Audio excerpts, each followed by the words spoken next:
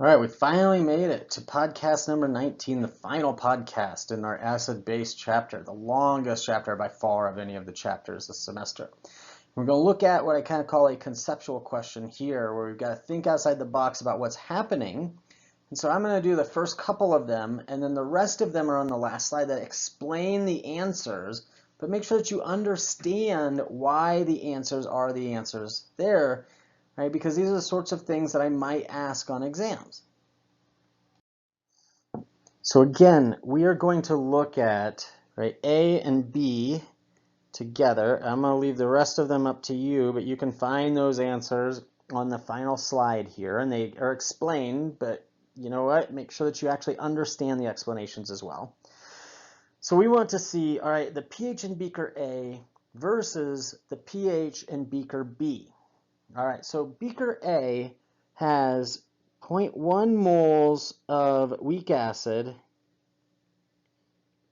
and 0.1 moles of its conjugate base. And it's in a 100 milliliter solution. All right, great. I have in beaker B 0.1 moles of weak acid and 0.1 moles of its conjugate base. Notice that the only difference in these two problems is the volumes that they're in. So which one of them has the lower pH or higher pH? Or maybe they're equal to each other. Maybe we need more information.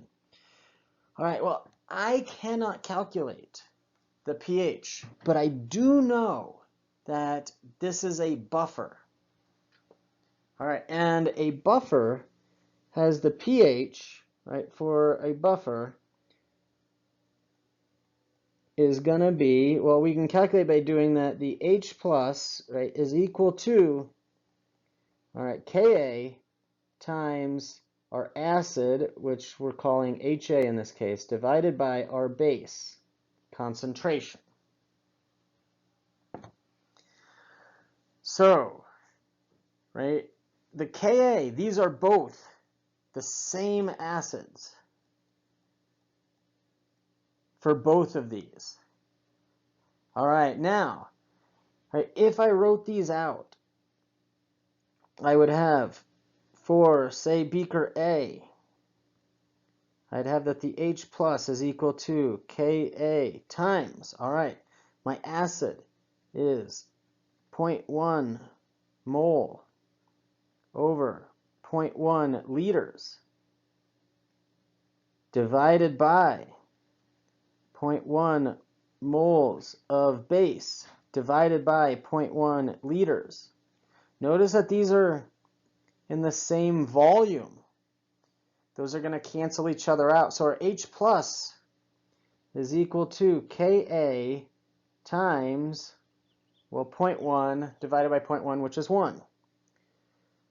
All right, for beaker B, our H plus is equal to Ka times, all right, well, it's 0.1 divided by, well, in this case, it's 0.2 liters. Divided by, okay, well, we have 0.1 moles of our weak base divided by 0.2 liters. These are also in the same volume. And so this really is equal to Ka times 0.1 divided by 0.1, 1. These are the same. And so these are actually equal to each other. It doesn't feel like it. You're like, they're in different volumes. But remember, for a buffer, the volume doesn't matter because they're in the same overall volume. Those number of moles are in the same overall volume. They cancel each other out. All right, let's look at B, the pH in beaker A versus the pH in C. All right, well, what's different here is that C has the same stuff here, right? Those are the same, but it also has 0.5 moles of HCl. All right, so we've added in a strong acid, sorry, 0.05. We've added in a strong acid to this. All right, well, if we have the exact same buffers, but this one has a strong acid also, right, then its pH should be lower. And so then the pH in beaker A should be greater than the pH in beaker C.